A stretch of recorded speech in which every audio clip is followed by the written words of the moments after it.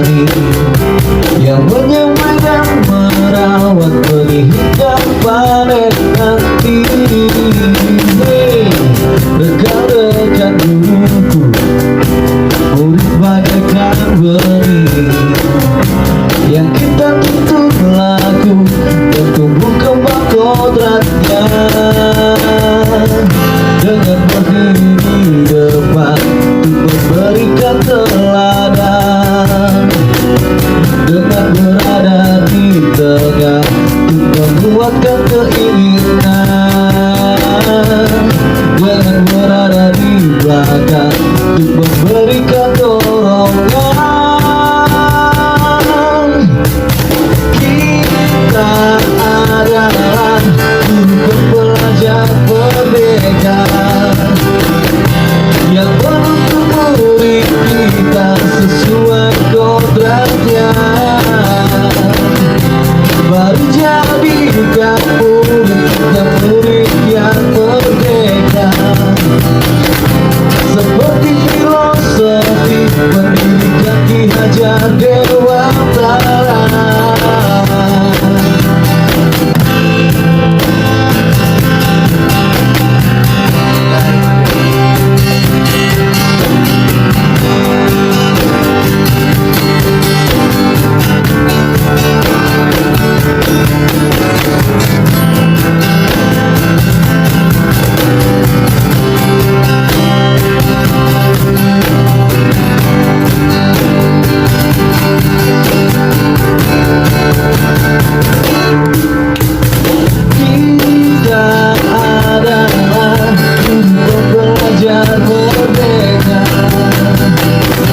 Yang menuntut murid kita sesuai kodratnya. Mari jadikan murid kita murid yang merdeka, seperti filosofi pendidikan Ki Hajar Dewantara. Kita adalah guru pembelajar merdeka yang menuntut murid kita sesuai kodratnya. Mari jadikan murid kita murid yang merdeka, seperti filosofi. Assalamualaikum warahmatullahi wabarakatuh. Waalaikumsalam warahmatullahi wabarakatuh. Yang terhormat Ibu Kepala Sekolah SD Negeri 38 Talangkubi, yaitu Ibu Emilia SPD SD, dan yang terhormat Bapak Ibu Guru dan staf SDN 38 Talangkubi. Rabbi shrah li sadri wa yassir li amri wahlul 'uqdatam min lisani yafqahu qawli.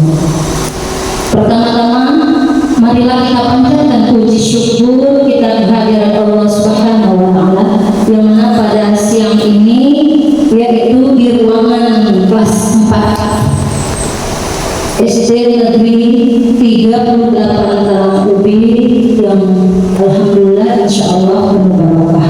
Amin. Amin.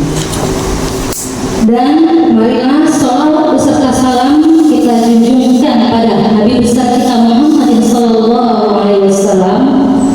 Semoga kita semua menjadi pengikut syariah beliau sampai akhir hayat hidup kita. Amin. Negeri 38 Talangkubi.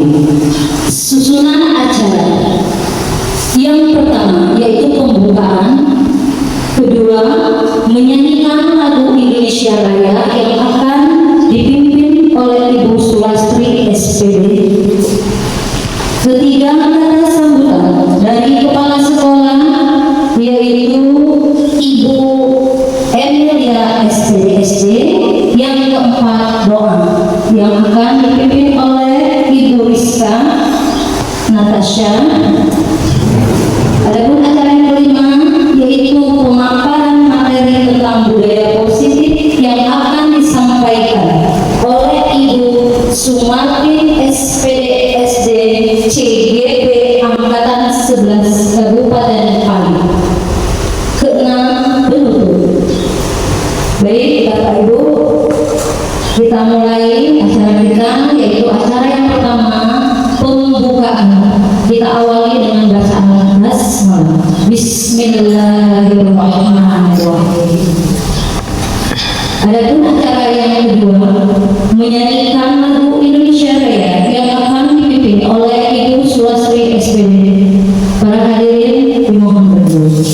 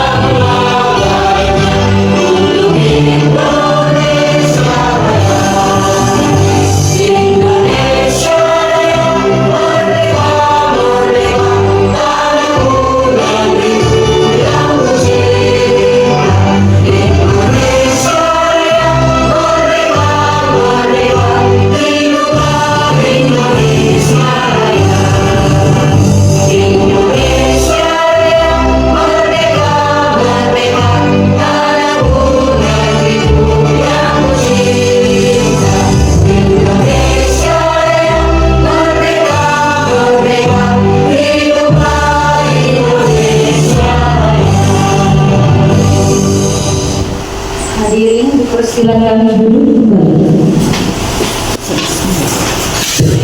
Selanjutnya yaitu acara yang ketiga, kata sambutan dari Kepala Sekolah SD Negeri 38 Tangguh Kabupaten Pali. Pada Ibu kami persilakan.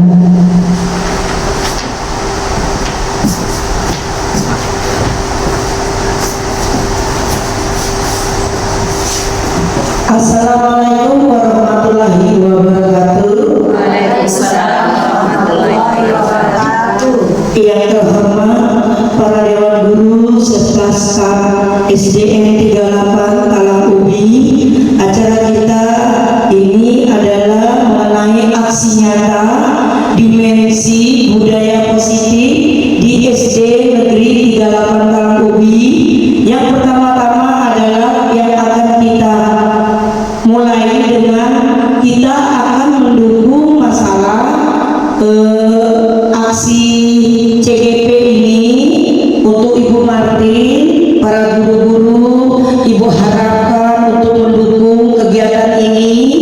Mungkin untuk nanti ada tes untuk CGP ini, para ibu-ibu yang belum merasa ingin dipanggil dalam tes CGP ini harus diikuti Bapak Ibu ya, karena itu sangat penting bagi kamu sekalian untuk menunjang guru serta untuk ilmu yang akan kita dapati.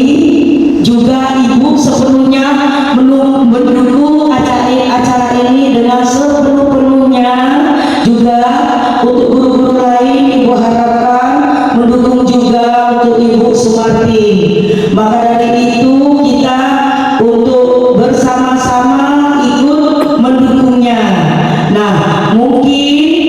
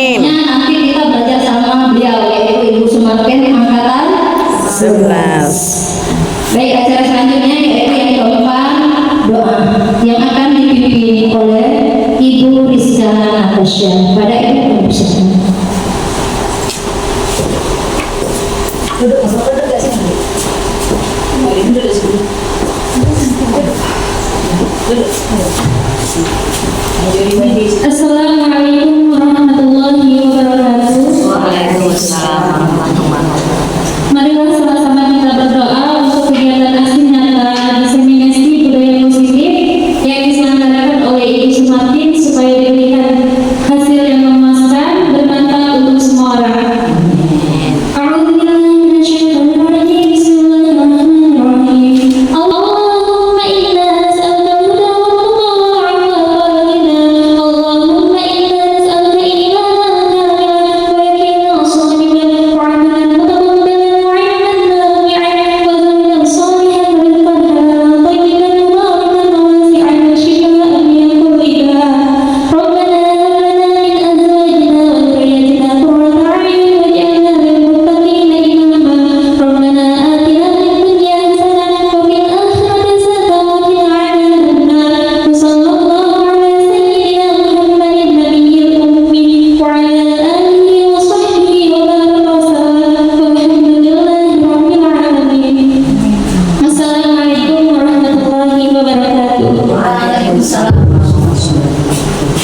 Acara selanjutnya yaitu yang kelima, pemaparan materi tentang budaya positif yang akan disampaikan oleh Ibu Sumartin SPD CGP Angkatan 11 Kabupaten Bali.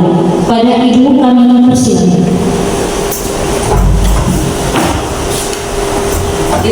Assalamualaikum warahmatullahi wabarakatuh. Selamat siang kepada Bapak Ibu Dewan Guru SD Negeri 8. Yang saya hormati Ibu Kepala Sekolah, Ibu Emilia, dan Dewan Guru. Terima kasih untuk waktunya yang sudah sempat hadir untuk mengikuti kegiatan kami ya di aksi nyata kami, yaitu diseminasi budaya positif SD Negeri 38 Talang Ubi, aksi nyata modul 1.4 tentang budaya positif. Sekali lagi terima kasih untuk waktunya. Baik Bapak Ibu, di sini kami akan melakukan diseminasi. Diseminasi itu seperti sharing ya. Di sini kami bukan untuk menggurui ataupun kami sudah merasa hebat, tidak ya. Di sini kita berbagi, kita sharing pengalaman kami yang sudah kami pelajari pada modul 1 di CGP Angkatan 11 ini. Baik,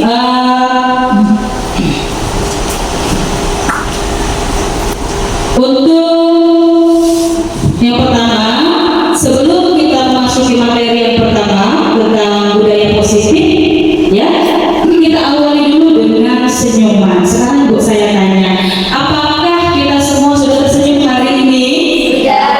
Sudah ya. Baik, sekarang kita coba lagi. Sekarang Bapak Ibu silakan berdiri dulu sejenak. Semuanya berdiri, cari pasangan masing-masing. Cari pasangan masing-masing. Boleh kepala sekolah dengan Ibu Rini. Silakan. Cari pasangan ya. Ya, berhadapan. Kita semua berhadapan ya. Kemudian ya, cari pasangan masing-masing. Silakan semuanya kasih senyuman kepada teman-temannya selama 30 detik. Silakan dari sekarang. Ayo senyum.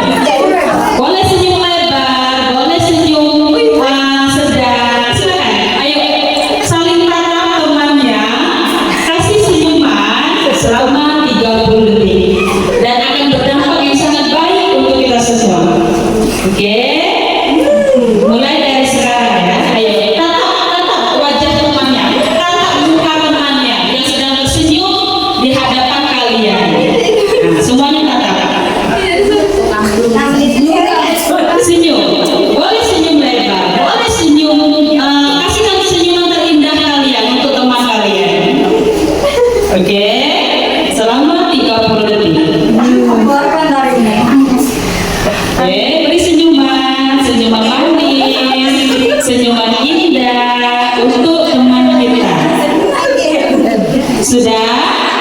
Oke, sudah 30 detik ya. Oke, silakan duduk kembali Bapak Ibu. Iya. Terima kasih, tadi kita sudah melakukan senyuman selama 30 detik. Sekarang saya mau tanya, apa yang kalian rasakan ketika kalian memberikan senyuman atau mendapat senyuman dari teman kalian? Apa yang kita rasakan coba? Bahagia, senang, apa lagi? Lucu. Ya, karena senyumannya memberi senyumannya lucu. Apa lagi Bapak Ibu kira-kira? Ada perasaan apa lagi? Fresh, lebih fresh ya, lebih relax. Oke, semuanya itu benar sekali. Nah, Bapak Ibu ya, tanpa kita sadari ternyata senyuman itu banyak membawa dampak positif bagi kesehatan kita, bagi kita sendiri dan bagi teman kita. Yang jelas akan menghilangkan pengaruh-pengaruh negatif bagi siapapun kalau kita tersenyum ya. Oke, ini tanpa kita sadari manfaat dari tersenyum banyak sekali dampaknya bagi kesehatan kita. Bisa menjadi lebih positif, mengurangi stres, menghilangkan rasa sakit, menurunkan tekanan darah. Ya, kalau kita teman marah-marah, kita akan tensinya naik. Tapi kalau kita tersenyum, hilang semuanya, perasaan-perasaan negatif itu hilang. Kemudian perasaan kita lebih baik, meningkatkan imunitas tubuh dan terlihat lebih tampan atau cantik. Ya, jadi tanpa kita sadari banyak sekali manfaat dari tersenyum. Oke, kita lanjut materi berikutnya. Nah, sebelum kita memasuki budaya positif, kita akan membuat dulu kesepakatan forum diskusi ini ya, forum diseminasi. Di sini ada sudah dua pengantinnya. Yang pertama menghargai siapapun, yang kedua menjadi pendengar yang baik. Ada yang bisa menambahkan mungkin apa kesepakatan kita hari ini? Boleh Bapak Ibu, kira-kira apa yang ingin ditambahkan? Mungkin ada usulan dari forum kita ini. Apa kira-kira? Itu sudah dua yang ada kesepakatannya. Kira-kira apa? Saling menghormati. Bisa ditambah Ibu Purnama? Oke, langsung klik saja. Ya, Ketik. Tambahkan Bu ya. Apa tadi? Saling menghormati. Boleh. Ya, ini kesepakatan di forum hari ini. Kira-kira ada yang nambahkan lagi? Apa? menghargai. Saling menghargai. Kerjasama. Apa? Ya, menghargai sudah di atas ya. Apa? Kerjasama. Boleh. Ini kesepakatan kita bersama ya. Itu hari ini. Kira-kira apa lagi? Panjang. Kerjasama. Mungkin ada yang ingin memberikan pendapat. Apa? Menghargai pendapat ya. Nah, silakan Ibu tambahkan Bu. Menghargai pendapat ya. Disiplin boleh. Menghargai pendapat. Disiplin. Apalagi? Mungkin kalau mau keluar apa? Kalau mau keluar, permisi keluar. Apa kata-katanya? Izin jika ada keperluan. ada izin jika ingin keluar ruangan ya. Tambahkan Bu. Izin jika ingin keluar ruangan. Apalagi kira? Cukup? Pas ya? Oke, kita sepakat ini semuanya? Sepakat ya? Oke, jadi ada beberapa kesepakatan di forum diseminasi ini. Yang pertama menghargai siapapun, termasuk pendapat ya. Kemudian menjadi pendengar yang baik, saling menghormati, kerjasama, menghargai pendapat, disiplin, dan izin jika ingin keluar ruangan. Baik, sepakat kita semuanya? Sepakat. Oke, kita masuk ke selanjutnya. Baik Bapak Ibu, untuk materi pertama, materi yang akan saya sampaikan di diseminasi budaya positif ini, nanti ada 6 materi yang akan saya paparkan. Di sini yang pertama ada disiplin kedua motivasi perilaku manusia, ketiga keyakinan sekolah atau kelas, yang keempat kebutuhan dasar manusia, yang kelima posisi kontrol restitusi, dan yang keenam segitiga restitusi. Nah, di sini untuk materi budaya positif ini ya yang kami dapatkan dari pembelajaran modul 1 pada CGP yang atas sebelah sini, inilah materi dari modul 1 yang akan saya tularkan atau kita sharing kepada teman-teman semua. Baik, Bapak Ibu, seorang guru yang baik harus memiliki kemampuan dalam mewujudkan budaya positif di sekolah. Nah, budaya positif tersebut dapat dijalankan dengan menerapkan konsep-konsep inti seperti 6 yang saya sebutkan tadi. Inilah budaya-budaya positif yang akan kita terapkan di sekolah kita untuk mewujudkan sekolah yang aman, nyaman demi kemajuan sekolah kita. Baik, materi yang pertama tentang disiplin positif. Disiplin positif merupakan suatu cara penerapan disiplin yang mengajarkan anak bertanggung jawab dan menumbuhkan kesadaran diri berdasarkan nilai-nilai kebajikan. Ya, jadi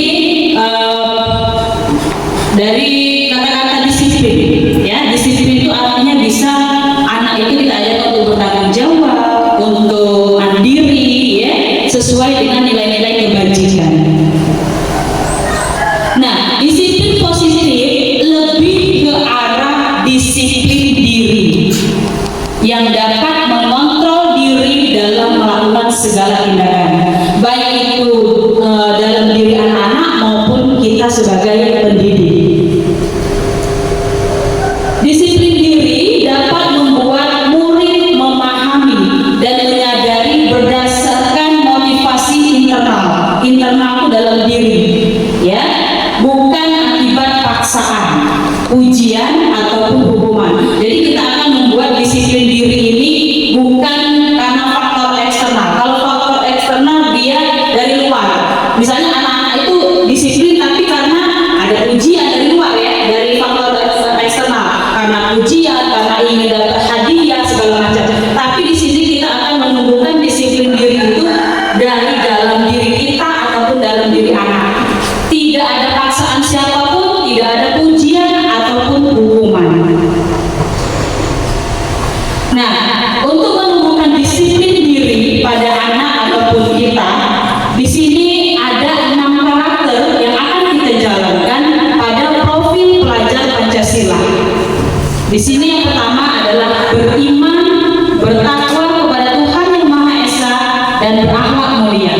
Kemudian nilai kebajikan yang kedua adalah mandiri. Selanjutnya berkebajikan global, bergotong royong, kreatif, dan bernalar kritis. 6 nilai inilah yang harus kita tanamkan untuk menumbuhkan disiplin positif. Oke, tadi materi yang pertama tentang disiplin positif, ya. Yang jelas kita harus menanamkan 6 nilai-nilai kebajikan yang ada di profil pelajar Pancasila. Selanjutnya materi yang kedua tentang motivasi perilaku manusia. Oke, ada 3 motivasi perilaku manusia. Ya, yang pertama untuk menghindari ketidaknyamanan atau hukuman. Jadi motivasi itu manusia itu dia termotivasi ada 3 faktor. Yang pertama karena dia ingin menghindari ketidaknyamanan atau hukuman. Itu misalnya anak itu rajin sekolah, tapi dia karena faktor yang pertama itu bisa saja untuk menghindari ketidaknyamanan atau hukuman dari guru. Yang kedua, motivasi kedua yang terjadi, yang kedua adalah untuk mendapatkan imbalan atau penghargaan dari orang lain. Misalnya di kelas itu anak-anak disuruh buat puisi misalnya. Anak-anak ini tugas puisi yang minggu depan kalian lakukan. Tapi ada iming-imingnya, ada imbalan. Nanti siapa yang bisa ibu kasih hadiah, ya. Nah, jadi dia itu melakukan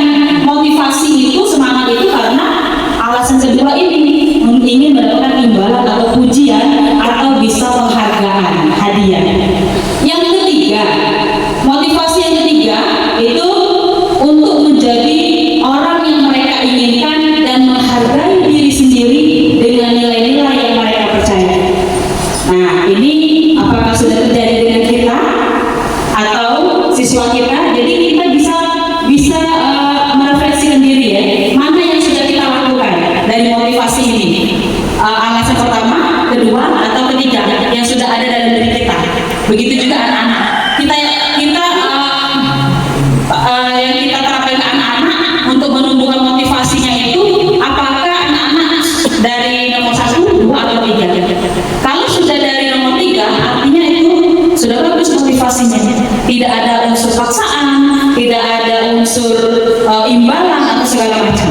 Ya, jadi yang paling bagus adalah yang nomor 3. Dia ingin mereka itu menghargai dirinya sendiri. Saya termotivasi dari dalam diri saya.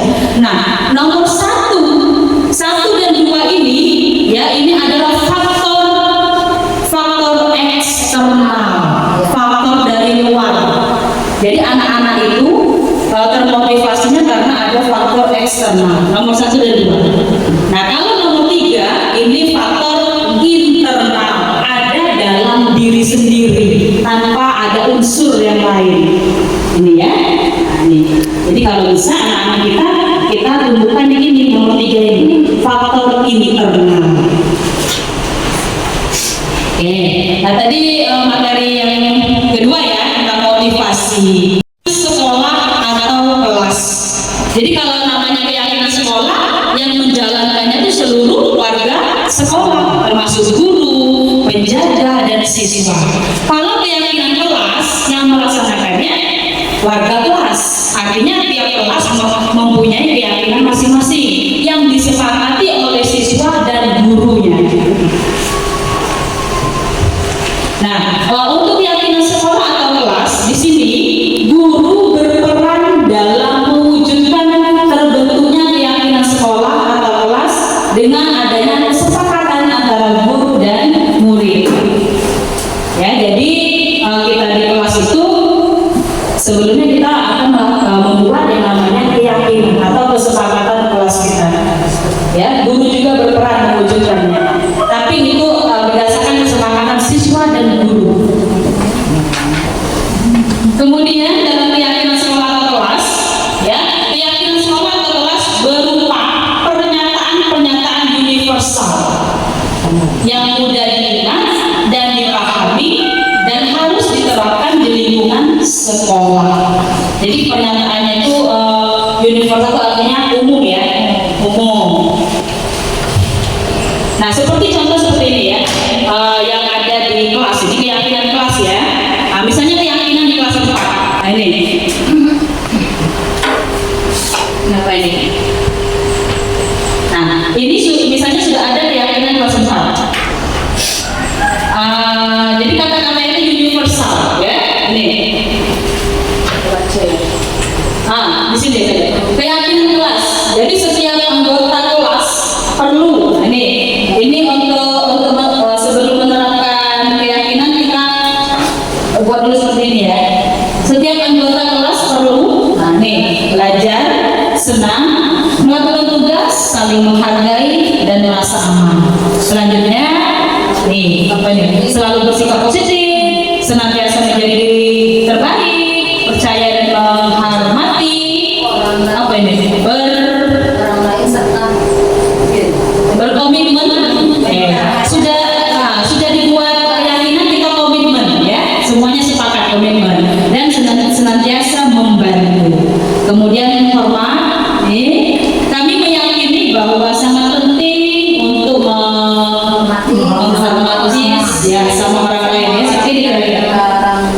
Nah, ini di keyakinan kelas masing-masing. Oke, nanti kita pelajari ya keyakinan ini. Oke, jadi materi sudah 3 materi saya sampaikan. Sekarang untuk materi ketiganya sebelum saya sampaikan kita briefing dulu ya. Boleh Bapak Ibu semuanya berdiri cari posisi aman. Oke Bu, ini ya kita briefing dulu. Mau ke depan.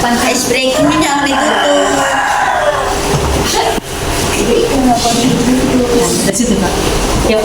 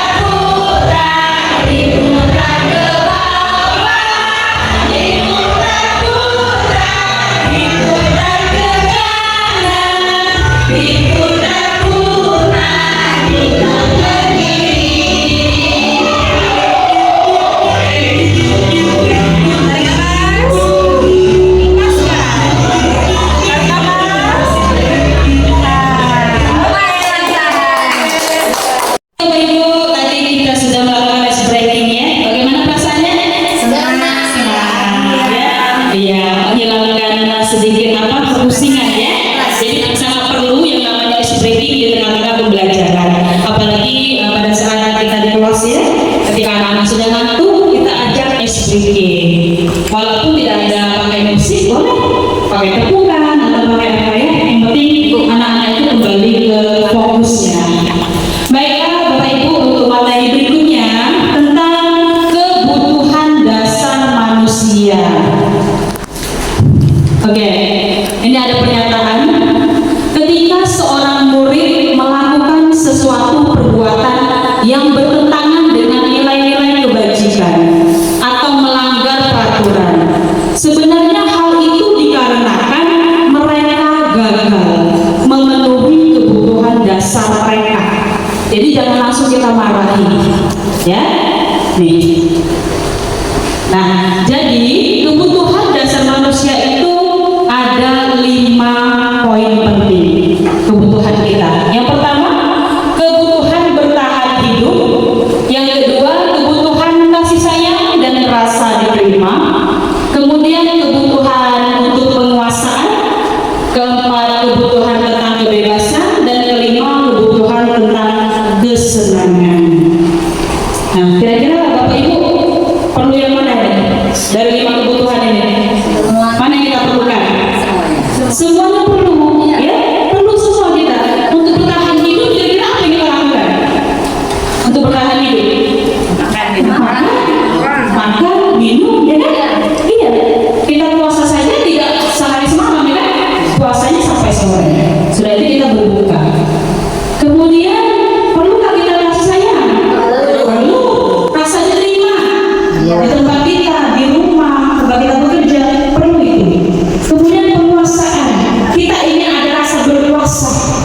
berpuasa mungkin di rumah atau di tempat kita kerja, ya.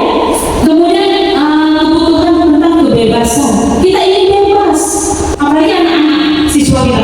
Mungkin dia ada alasan tertentu, saya ingin bebas, saya tidak ingin dikekang. Nah itu berarti dia perlu kebutuhan kebebasan. Kemudian kebutuhan kesenangan. Semua orang pasti perlu. Saya ingin senang, saya senang ini, saya ingin senang ini. Semuanya pasti perlu. Jadi kebutuhan dasar manusia itu yang pasti ada 5. Oke, di sini ada contoh studi kasus, ya.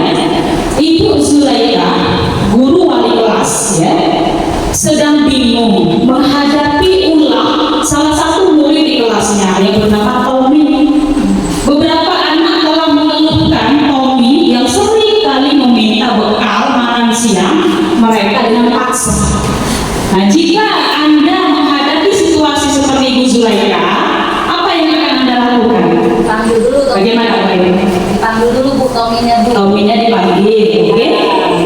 Kira-kira apa lagi? Setelah itu kita selesaikan masalah apa, ya, Oke. kenapa mengambil itu, sebenarnya nanti diinterogasi Bu. Oke, betul banget Bu ya.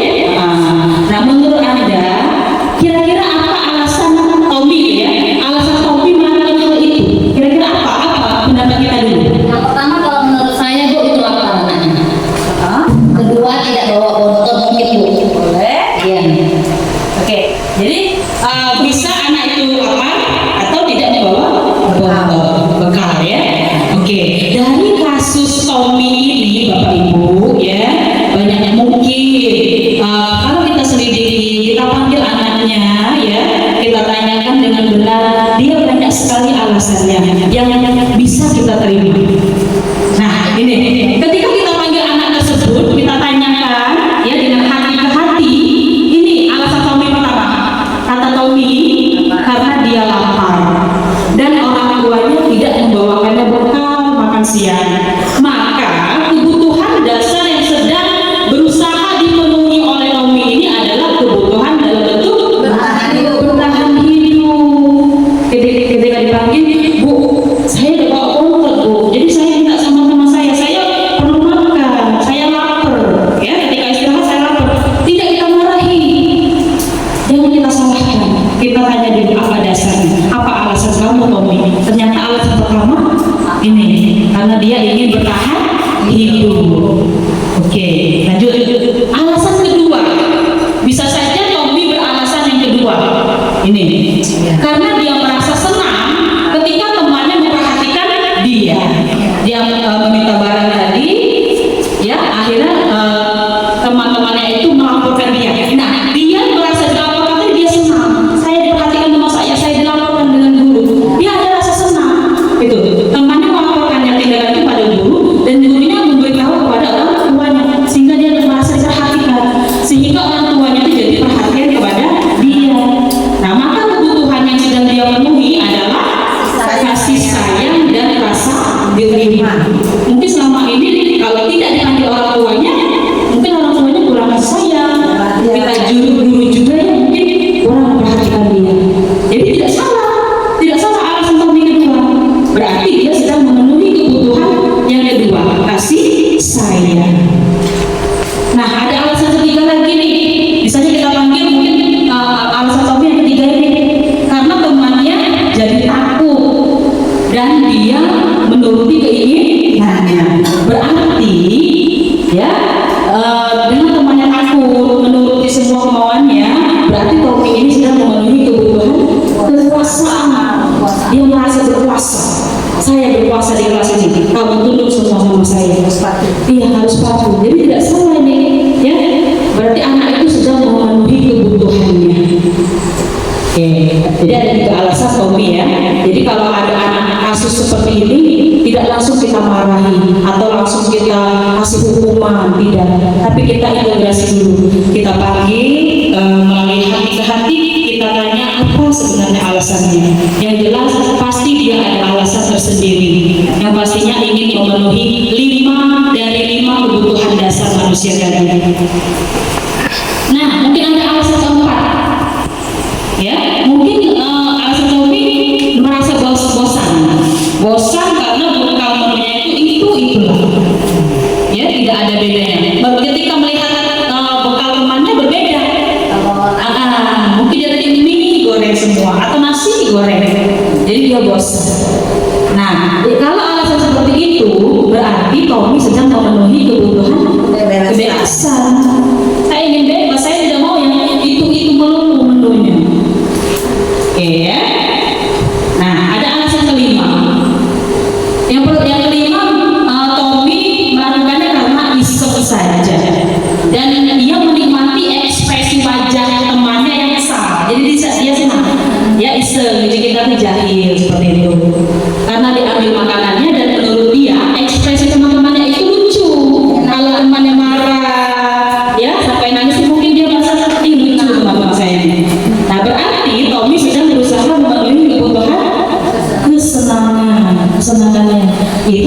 dalam kasus Tommy yang konsultan meminta makanan temannya. Mungkin ada di kasus lain ya, bukan hanya sekedar makanan. Mungkin temannya tadi misalnya dalam pembelajaran mengganggu temannya, pasti ada alasannya. Mungkin dia kurang perhatian di rumahnya, sehingga dia mencari perhatian di sekolah, di kelas, perhatian dengan teman, mencari perhatian guru, jadi seperti itu, ya. Ini. Oke, tadi tentang materi kebutuhan dasar manusia. Jadi tidak ada yang salah jika anak-anak melakukan suatu kejanggalan atau sesuatu yang bertentangan dengan kebiasaannya, ya. Yang pasti anak-anak itu sedang memenuhi kebutuhan sehari-harinya. Selanjutnya untuk materi berikutnya yaitu. Nah, di sini ada 5 posisi kontrol restitusi, ya. Kita sebagai guru ini ya, posisi kita sebagai guru di pendidik. Yang pertama, posisi kita adalah sebagai penghukum. Yang kedua, guru sebagai pembuat merasa bersalah.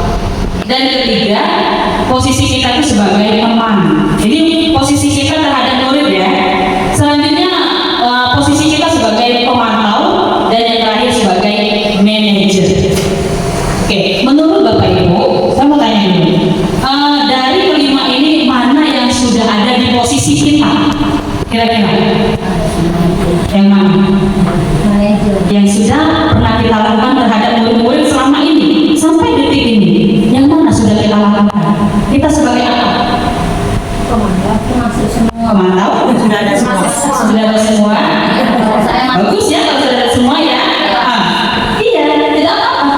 Misalnya saya cuma ada posisi 1, penghukum saja. Nah, ini perlu diperbaiki ya. Oke, kita belajar semuanya sampai 5 ini. Jadi mana dari 5 ini mana yang posisi terbaik? Menurut Bapak Ibu yang mana yang terbaik? Coba. 3. Posisi mana? 5. 3. Sebagai teman. Sebagai teman. Main lagi? Bu ini? Sebagai manajer. Oke. Kita pelajari satu-satu ya. Jadi nanti kita bisa simpulkan posisi mana yang bagus guru terhadap siswa. Oke. Nah ini dari pembelajaran modul kami. Ya. Oke. 5 posisi kontrol. Di sini ada jelas. Oke. Ini video. Sebelum ke video, kita lihat dulu di sini ya. Kita baca sama-sama. Untuk penghukum. Nah, di posisi penghukum ini kami sudah rangkum di sini ya. Untuk posisi penghukum itu guru berbuat seperti ini misalnya. Guru menghardik, guru menunjuk-nunjuk, guru menyakiti atau menyindir siswa. Nah, itu berarti posisi kita itu sebagai penghukum. Misalnya contoh ya, ada siswa yang telat, langsung saja kita ngomong, kamu kenapa telat? Ya, dasar kamu ya. Nah, kita terus kita langsung menghukumnya. Sudah kamu berdiri di sini. Tanpa kita tanya apa alasannya, ya kan? Masuk sudah kamu berdiri di sini atau kita hukum atau apa misalnya uang sama. Nah, berarti kita selama ini posisinya sebagai penghukum. Nah, itu bisa saja dampak anak bisa saja menyakiti hati anak, perasaan anak. Dia akan teringat-ingat, saya pernah telat, saya dihukum misalnya berbaris ke lapangan ya. Nah, jadi kalau bisa kita hilangkan seperti itu. Kemudian, nah ini untuk penataannya misalnya, kalau kamu tidak melakukannya, awas ya. Nah, rasakan nah itu. Jadi ini kata-kata penghukum sedikit ancaman ya itu. Nah, perkataan seperti itu dengan kasar kepada siswa bisa membekas di hati anak sampai kapanpun, sampai dia dewasa. Dia akan teringat. Hasilnya apa? Apakah anak akan menurut? Mungkin menurut sesaat. Dia akan menjadi memberontak, menyalahkan orang lain, bahkan berbohong. Jadi banyak sekali efek negatifnya. Ya, untuk kaitan dengan dunia lainnya, murid meletakkan guru di luar dunia berkualitas. Melakukan ya, murid melakukan guru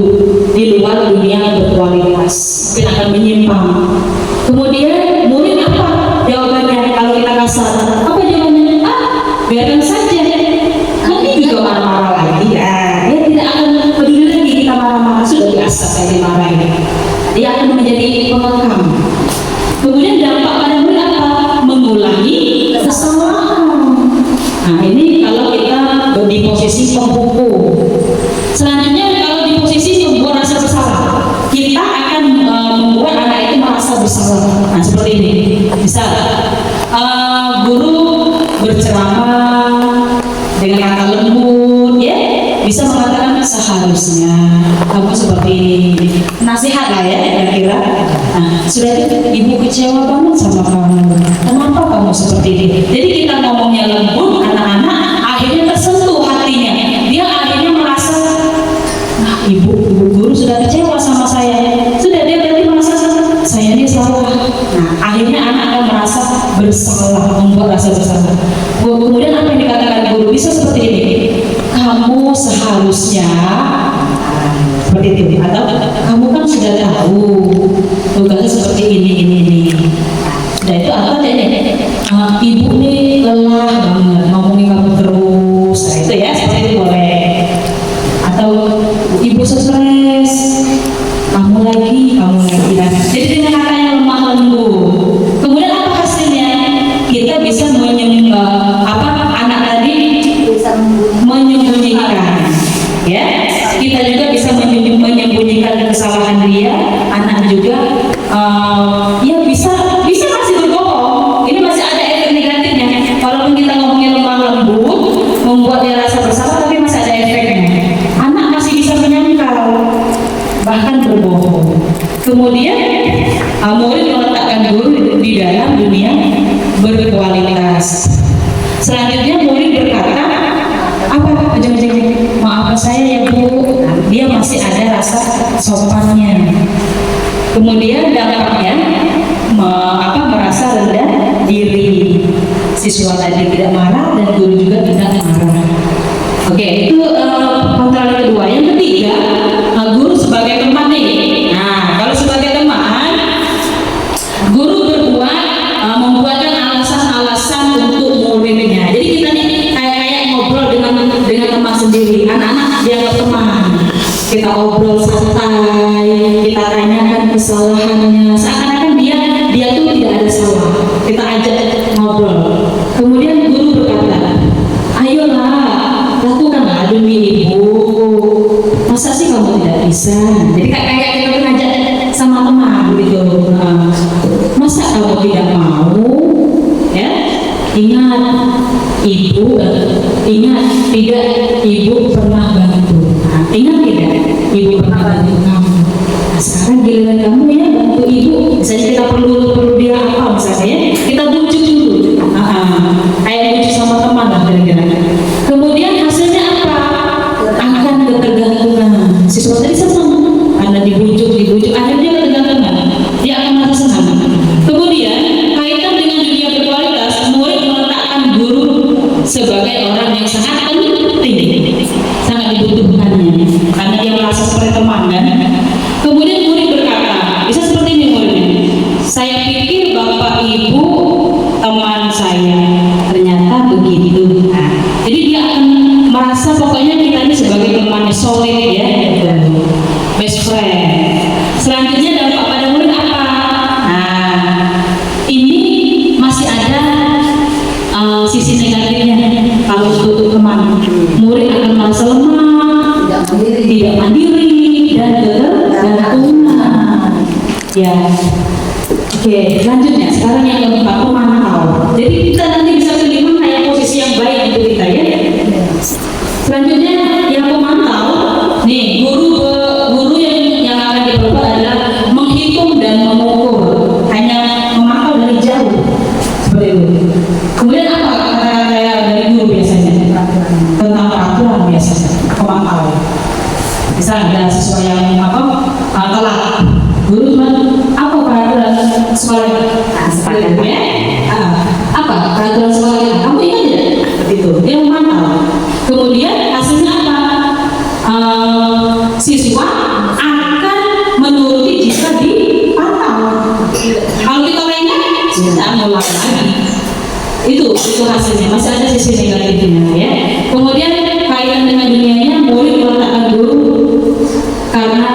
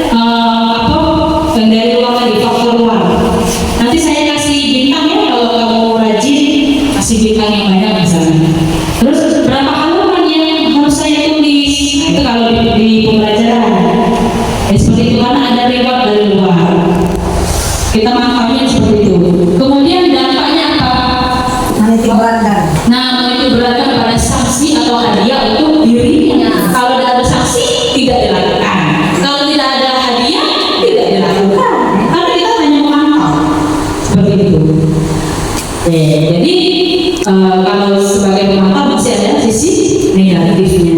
Kemudian yang kelima nih, posisi kelima, kita seorang guru sebagai manajer siswa. Nah, yang guru berbuat adalah kita mengajukan pertanyaan-pertanyaan, ya, dari sisi pembelajaran atau kesalahan siswa. Kita buat pertanyaan dulu, kita panggil siswanya, kita hadapkan dengan kita buat pertanyaan-pertanyaan yang berkualitas. Kemudian perkataan guru bisa seperti ini: apa yang kita yakini, apa yang sudah kita sepakati di kelas, nak, misalnya seperti itu. Ya, apa yang bisa kau kerjakan untuk memperbaiki masalah ini? Tuh. Kemudian hasilnya bagaimana? Dengan pertanyaan-pertanyaan yang kita tanyakan tentang keyakinan kelas, kesepakatan, maka bisa menguatkan pribadi anak.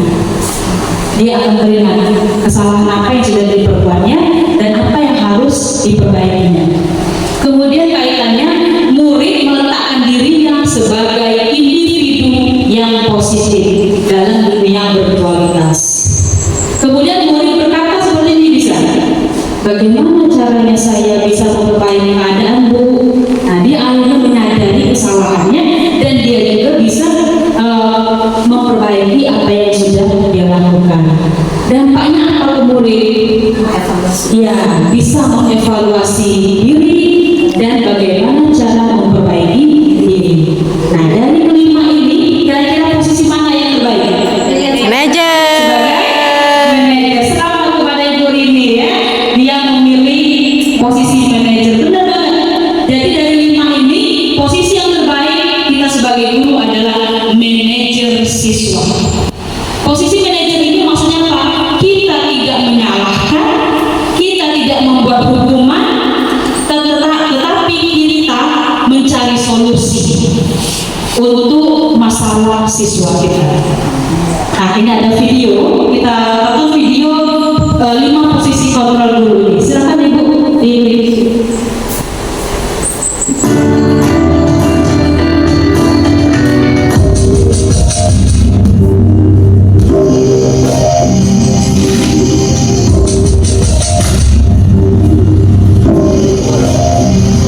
Naren, sini kamu. Selamat pagi, Bu. Selalu terlambat. Kamu deh, pasti terlambat. Maaf, Bu. Saya Apa? Apa coba? Alasan kamu apa lagi? Kapan sih kamu tidak terlambat? Malas sekali ya kamu jadi anak. saya Dasar pemalas. Gak kapok-kapok Ini sih kamu. posisi apa tadi? Sudah berapa kali terlambat? Hukum, ya. Ini contohnya. Sana, kamu keliling lapangan basket 2 kali. kenapa saya harus keliling lapangan basket, Bu? Kenapa? Kamu melawan ibu? Berani-beraninya jawab. Sudah terlambat, masih berani jawab pula. Sekarang, keliling lapangan basket 5 kali sekalian. Biar kapok. Cepat! Pergi sana ke lapangan basket. Ini posisi yang kedua. Posisi membuat rasa bersalah.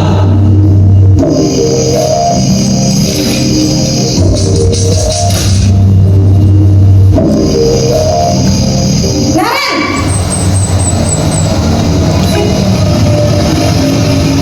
Selamat pagi, Bu. Naren, kamu kenapa terlambat lagi, nak?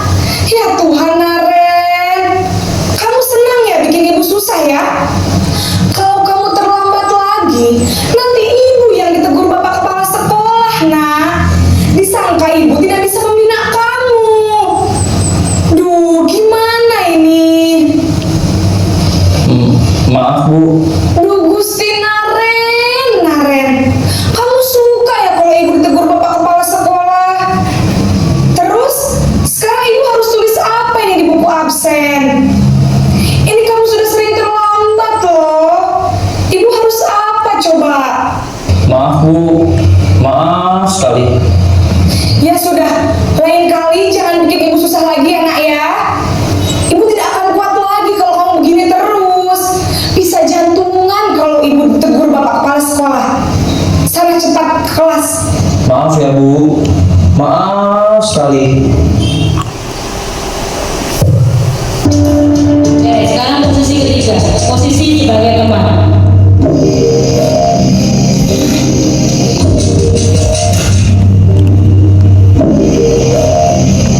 Naren,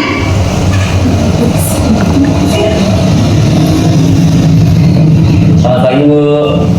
wah, sudah jam berapa ini nak? Terlambat lagi ya sayang.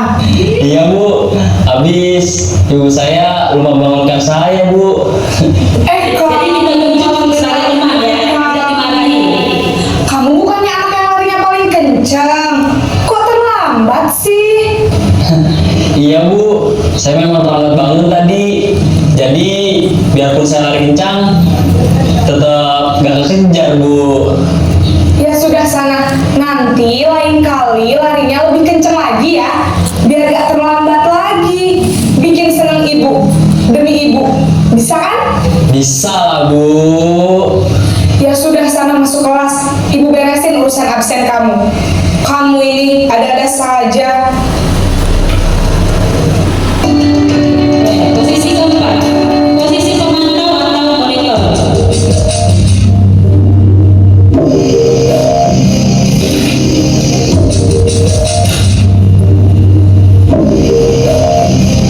Naren,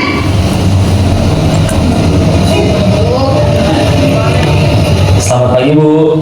Naren, apa peraturan sekolah kita tentang jam berapa kita harus masuk sekolah, nak? Kita harus di sekolah jam 7 Bu. Iya betul, sekarang sudah jam 7.20. Naren sudah tahu konsekuensinya jika terlambat hadir. Paham Bu. Saya harus tinggal kelas pas jam istirahat selama 20 menit. Iya benar, konsekuensinya demikian. Jadi nanti jam 9.30 pas istirahat, kamu harus tinggal di kelas, kerjakan tugas tambahan untuk ketertinggalan kamu, ya? Baik Bu. Nah, ini posisi terakhir, posisi sebagai manajer.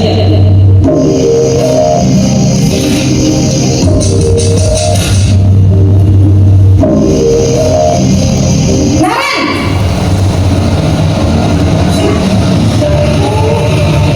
Selamat pagi Bu.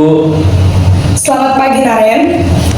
Maaf Bu, saya terlambat. Iya, sekolah masuknya jam 7, sekarang sudah jam 7.20. Jadi sekarang bagaimana ini Naren? Maaf Bu, saya lupa setel alarm saya semalam. Baiklah, menurut kamu, keyakinan sekolah yang mana yang perlu kamu tingkatkan? Menghargai diri sendiri dan orang lain mungkin ya Bu. Setuju. Jadi, apakah Naren meyakini prinsip saling menghormati tersebut? Iya Bu, saya meyakininya. Apakah Naren bersedia memperbaiki masalah keterlambatan ini? Bersedia Bu. Bagaimana kamu akan perbaiki masalah keterlambatan ini?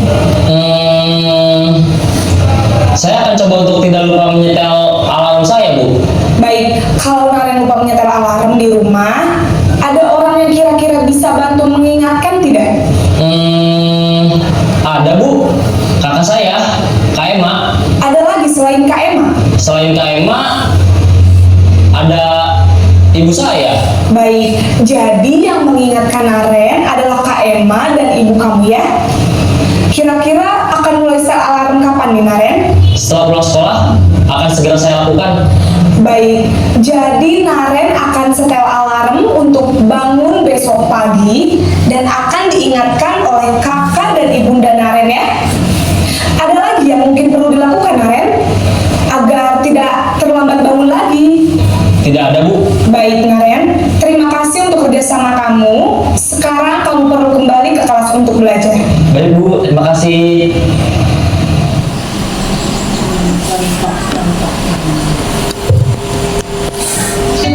Kita tonton video tentang 5 posisi kontrol guru. Nah, dari kelima posisi tadi di video tadi, yang terakhir itu sebagai manajer. Jadi sebagai manajer kita kasih pertanyaan-pertanyaan romantis, kita tanyakan keyakinan kelas kita apa yang sudah dilanggarnya, kemudian kita kasih juga solusi. Jadi bukan hukuman, bukan paksaan, kita berikan solusi.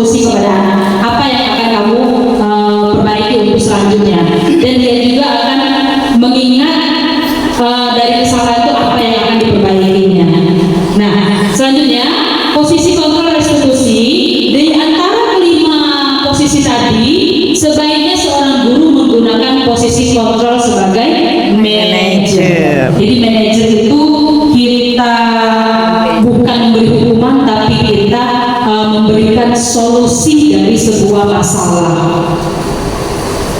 Sebagai manajer, guru dapat berbuat sesuatu bersama murid, mempersilahkan murid bertanggung jawab, dan mendukung murid agar dapat menemukan solusi. Kita bantu anak-anak itu, apa masalah, apa yang tadi kamu lakukan, kemudian dari keyakinan kelas apa yang tidak kamu lakukan itu, kemudian apa yang akan kamu perbuat untuk memperbaiki kesalahanmu. Itu menemukan solusi intinya. Selain itu, posisi manajer mengacu pada restitusi yang dapat menjadikan murid sebagai manajer bagi dirinya sendiri, sehingga dapat tercipta identitas positif pada diri murid. Nah, selanjutnya materi terakhir tentang segitiga restitusi. Segitiga restitusi ini adalah penyelesaian dari sebuah masalah yang dihadapi siswa kita ya. Kita menggunakannya dengan segitiga restitusi. Kita sebagai manajer kita pakai penyelesaian menggunakan segitiga restitusi. Tahapan dalam segitiga restitusi ada 3, yang namanya juga segitiga ya, artinya 3 tahapan yang akan kita laksanakan. Yang pertama, menstabilkan identitas. Yang kedua, memvalidasi tindakan yang salah, dan yang ketiga baru menanyakan keyakinan. Nah, ini 3 tahapan yang akan kita lakukan untuk menyelesaikan masalah pada siswa kita. Yang pertama, menstabilkan identitas. Menstabilkan identitas dilakukan berdasarkan prinsip bahwa membuat kesalahan adalah bagian dari proses pembelajaran yang nantinya akan menggeser identitas gagal ke arah identitas sukses.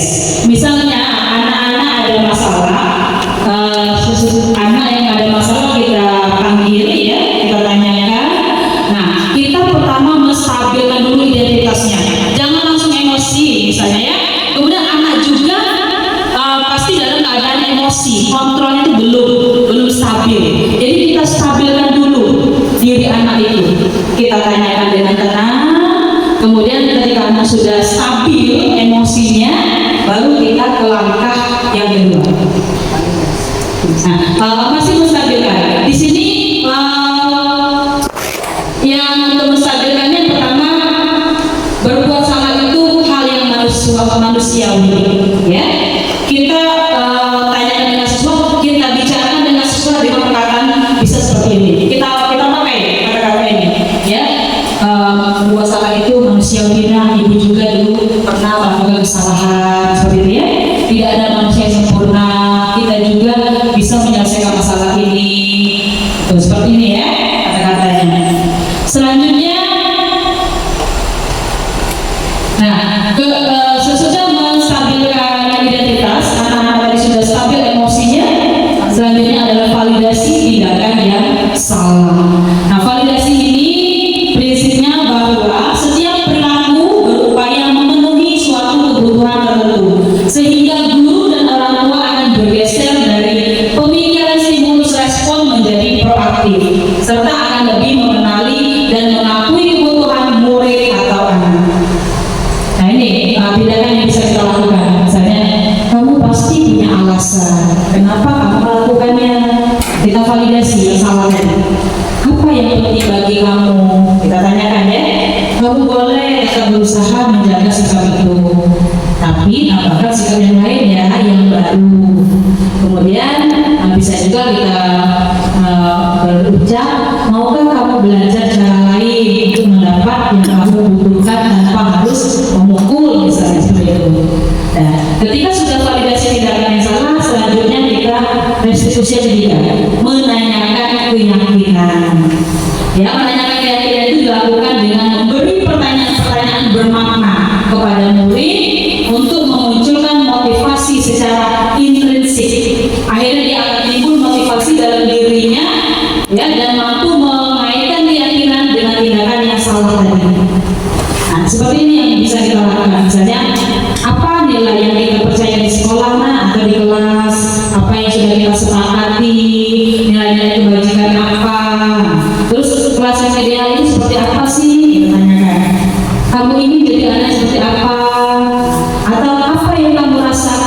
Ketika kamu melakukan hal itu, kamu menjadi orang yang ingin seperti apa? Nah, jadi kita tanya dia di kelas, selanjutnya kamu ingin jadi orang seperti apa? Nah, ini ketiga segitiga restitusi yang kita terapkan untuk memecahkan masalah pada anak. Oke, nah yang sudah saya lakukan di tugas modul sebelumnya, ini penerapan tentang segitiga restitusi suatu anak yang ada masalah ya di sini. Kita tonton dulu, silakan Bu. Menerapkan segitiga restitusi dari sebuah masalah siswa.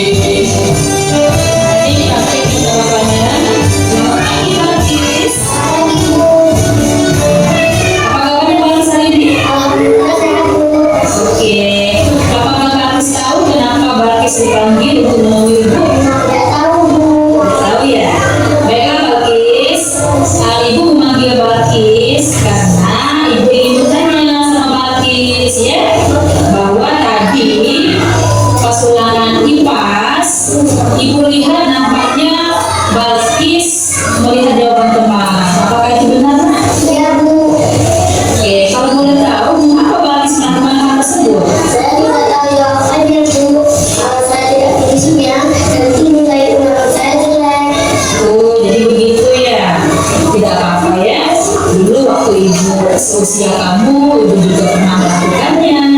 Setiap orang itu bisa melakukan hal tersebut. Tapi ada hal yang lebih baik yang bisa kita lakukan untuk mendapatkan nilai yang bagus.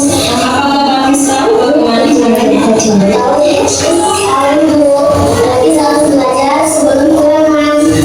Bagus ya. Bakis bisa menyebutkan cara yang baik untuk mendapatkan nilai yang bagus. Bakis ingat tidak keyakinan kelas kita yang sudah kita sepakati pada awal semester lalu? Iya, betul sekali. Ternyata Bakis masih ingat ya. Nah, apakah Bakis yakin Bakis ini adalah anak yang jujur? Ibu, saya adalah anak yang jujur. Oke, setelah ini Bakis ingin menjadi anak seperti apa ya? Saya ingin menjadi anak yang jujur dan tidak menyakiti lagi saat ulangan. Oke, terima kasih Bakis. Ibu berharap Bakis tetap menjadi anak yang jujur dan rajin belajar ya, agar Bakis bisa memperoleh nilai yang Bakis inginkan. Oke, nah sekarang Bakis akan kembali ke kelasnya. Baik, Bu, terima kasih. Oke, sama-sama.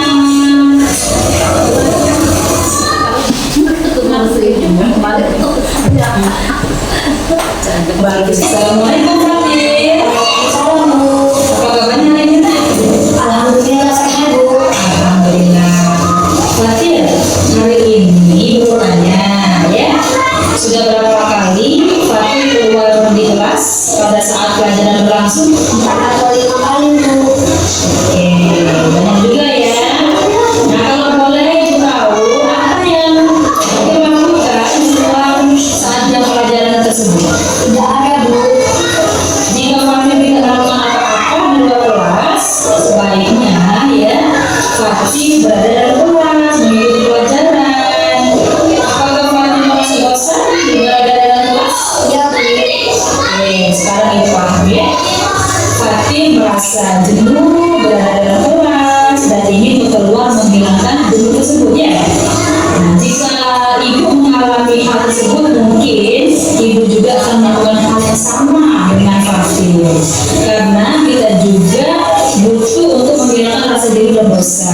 Nah sekarang ibu ingin tahu kenapa Fatih merasa bosan atau jenuh dalam kelas? Saya tidak suka belajar bahasa Indonesia, Bu. Saya tidak suka membaca.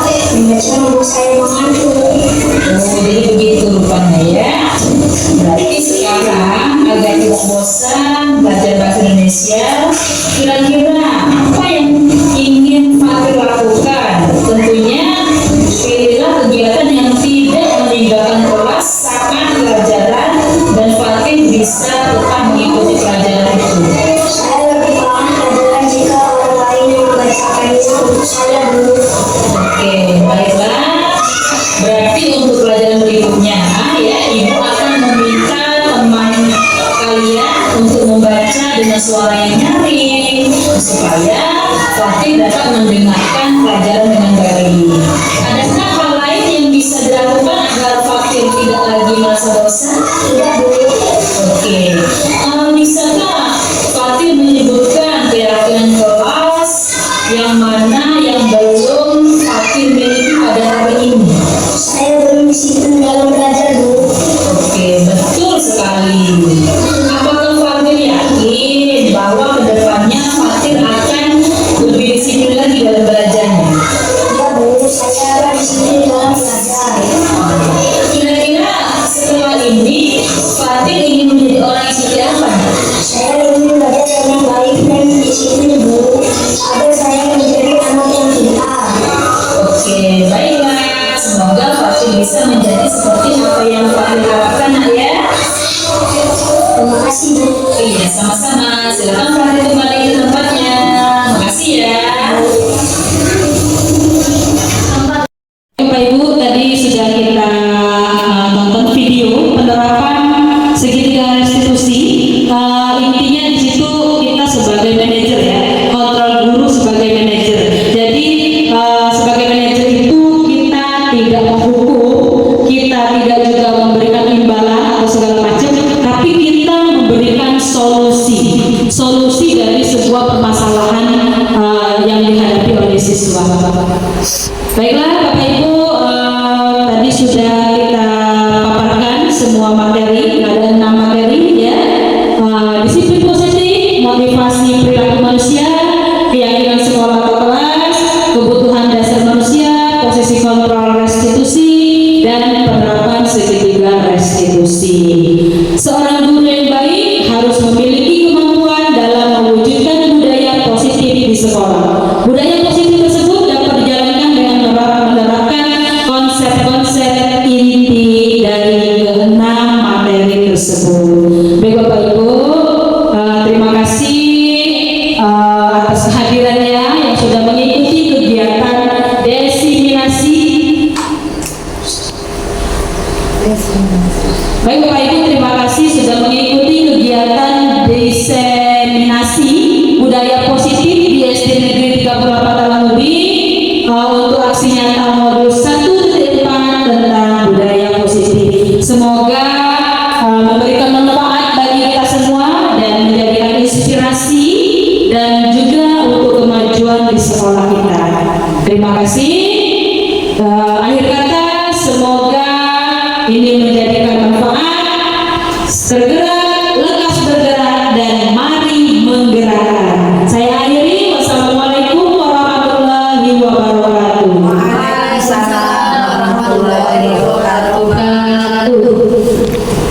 Baik Bapak Ibu, terima kasih kepada Ibu Sumarmin SPD SD, yaitu dalam kegiatan diseminasi budaya positif SDN 38 Talangubi pada hari ini.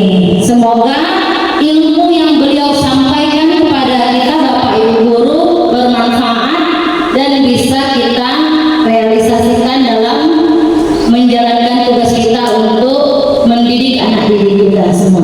Amin ya rabbal alamin. Baik, acara yang terakhir yaitu penutup. Jika ada kata yang salah, saya sebagai MC mohon maaf, pada Allah saya mohon ampun. Baik, kita tutup acara kita hari ini dengan bacaan hamdalah. Alhamdulillahirabbil alamin. Wassalamualaikum warahmatullahi wabarakatuh. Waalaikumsalam warahmatullahi wabarakatuh.